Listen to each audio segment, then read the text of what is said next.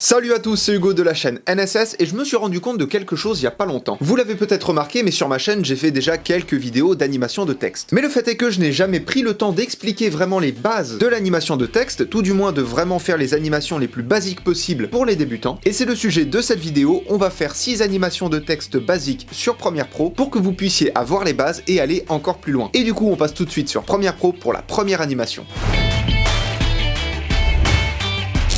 Pour les animations de base, on va utiliser 3 paramètres que l'on va venir ensuite mixer ensemble pour créer d'autres animations très simples. Pour ce faire, dans votre fenêtre Effets, vous allez taper l'effet Transformation que je vais glisser-déposer sur mon texte. Et le premier paramètre, ce sera le paramètre Position. Alors dans les options d'effets, si on regarde, on a déjà tout ce qui est position, échelle, rotation, etc. Pourquoi est-ce qu'on va venir rajouter un effet supplémentaire qui va nous donner exactement les mêmes paramètres? Tout simplement parce que sur l'effet Transformation, ou l'effet Modification si vous êtes sur une ancienne version de Premiere Pro, vous allez avoir ce paramètre-là, angle d'obturateur, qui va nous créer du flou de mouvement. Le flou de mouvement, concrètement, qu'est-ce que c'est? Le flou de mouvement, ou motion blur en anglais, c'est le flou que va avoir quelque chose, un élément, en allant vite. Si vous regardez votre main et que vous la bougez rapidement, vous n'allez pas voir vos doigts tout à fait nets, il va y avoir du flou pendant que vous bougez votre main, et c'est donc le flou de mouvement. Dans l'animation qu'il y a à l'écran, il n'y a pas de flou de mouvement, puisque le texte reste relativement net. Maintenant, si je rajoute le flou de mouvement, le texte n'est plus tout à fait net, on a notre animation qui est beaucoup plus esthétique. Et c'est pour ça qu'on va utiliser d'ailleurs cet effet. Bref, on va se servir de la position pour faire rentrer notre texte dans l'écran et le faire ressortir. C'est une animation très basique. Pour ça, dans vos options d'effet, vous commencez par passer l'angle d'obturateur de 0 à 180. Pourquoi 180? Eh bien parce que c'est une valeur qui va nous donner un flou de mouvement naturel. Et dans le principe, du coup, une animation, comment ça marche? Ça marche avec des images clés. Alors je vous mets un tuto en haut de l'écran qui vous explique un peu plus en détail les images clés, mais concrètement, dans notre timeline, on va avoir comme des checkpoints avec une valeur précise, et en avançant dans le temps, le paramètre qui contient des images clés va avoir sa valeur qui va changer en fonction des points clés. Autrement dit, pour le paramètre position, on va activer le chronomètre à côté du nom du paramètre, ce qui va nous générer une première image clé à l'endroit où notre tête de lecture se trouve. Je me suis donc placé au début, puisqu'on va commencer notre animation au début, c'est logique. À partir de là, je vais modifier ma position et sortir mon texte de l'écran. Donc pour cette image clé là, Premiere Pro retient que mon texte a cette valeur là, et donc il est en dehors de l'écran. Je vais avancer de 5 images. Alors pourquoi 5 images et pas plus ou pas moins? 5 images c'est une moyenne, c'est une valeur relativement souvent utilisée, puisque pour l'arrivée du texte, comme son départ, on veut que les deux soient rapides, et surtout avec une animation rapide, on se rend plus facilement compte de l'effet du flou de mouvement. Vous allez voir. J'ai donc avancé de 5 images et je vais venir replacer mon texte où je veux. Personnellement, je le remets à sa place initiale. Donc là maintenant, si on regarde, on a un premier point clé où notre texte va être en dehors de l'écran, alors je peux même le sortir encore un peu, et un deuxième point clé où il va être à sa position finale. Et si on déplace la tête de lecture entre les deux points, on voit que notre texte se déplace, puisque le paramètre évolue entre ce point clé là et ce point clé là, il passe de moins 1334 à 1920 de manière progressive. Et c'est la base même de n'importe quelle animation de texte. C'est jouer avec les points clés et leur donner différentes valeurs pour faire évoluer le texte et le transformer de points clés en points clés. Bien évidemment, c'est en pratiquant que vous apprendrez à bien gérer tout ça. Mais encore une fois, je vous le rappelle, vous avez toute une playlist sur la chaîne consacrée aux animations de texte. Donc là, vous avez fait votre arrivée de manière très basique, et pour le départ, ça va être exactement pareil. Imaginons dans ma timeline que je me place à 1 seconde, et cette fois-ci, je vais vouloir faire ressortir exactement de la même manière mon texte. Donc il faut que je génère une première image clé pour lui dire que jusqu'ici, jusqu'à 1 seconde, le texte n'aura pas bougé. Pour cela, je vais générer un nouveau point clé qui aura exactement la même valeur que le précédent, puisque entre la fin de l'animation d'arrivée et le début de l'animation de départ, notre texte doit rester exactement à la même position. Pour cela, vous allez appuyer sur le petit rond entre les deux flèches qui se trouve sur la même ligne que vos images clés, et ça va vous générer un nouveau point clé avec une valeur identique. Et à ce moment-là, vous avancez à nouveau de 5 images, vous sélectionnez votre position, vous redéplacez votre texte en dehors de l'écran, et là vous avez votre animation de départ. Et si on regarde, il y a l'arrivée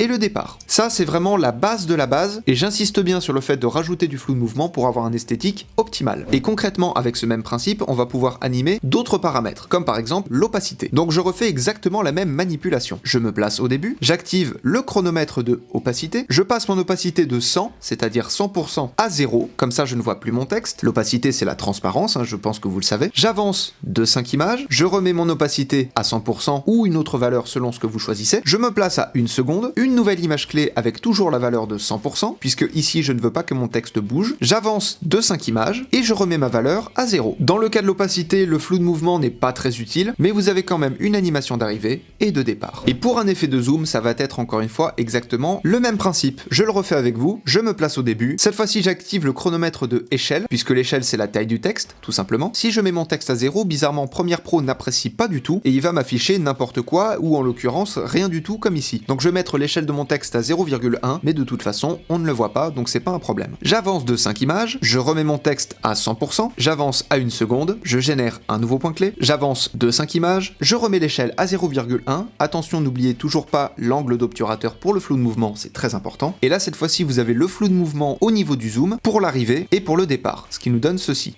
l'arrivée et le départ. Maintenant, ce que vous pouvez faire, sur un même texte, vous pouvez animer 2 paramètres pour créer une animation un tout petit peu moins simple. Mais le principe reste le même. J'active le chronomètre de position et le chronomètre de échelle par exemple. Sur mes premières images clés, je sors mon texte et je mets l'échelle à 1 par exemple. Cette fois-ci, je vais avancer de 10 images pour laisser le temps à l'animation de se faire et nous, le temps d'analyser et de voir bien ce qui se passe. Je réinitialise ma position et mon échelle, j'avance un petit peu, je recrée des images clés avec la même valeur toujours, j'avance de 10 images, je ressors mon texte et je réduis à nouveau mon échelle. Ce qui fait que là, on voit que le texte arrive en petit de la gauche pour venir se replacer à la bonne taille au milieu et ensuite repart en rapetissant vers la gauche également. Ce qui fait que ça nous donne ceci, notre arrivée et notre départ. On peut également faire ça avec l'opacité, donc j'active le chronomètre, je mets la valeur à 0, je me place sur l'image clé où mon texte est censé être au milieu de l'écran, mais là on ne le voit pas puisque la valeur de l'opacité est restée à 0. Et si je le repasse à 100, là notre texte apparaît. Je génère une nouvelle image clé toujours de même valeur et là je réduis mon opacité à 0 puisque c'est l'animation de fin. Ce qui fait que ça nous donne ceci, on a une arrivée avec un texte relativement transparent qui va devenir de plus en plus opaque et qui bien évidemment va venir se replacer, et c'est pareil pour le départ, ce qui fait que ça nous donne l'arrivée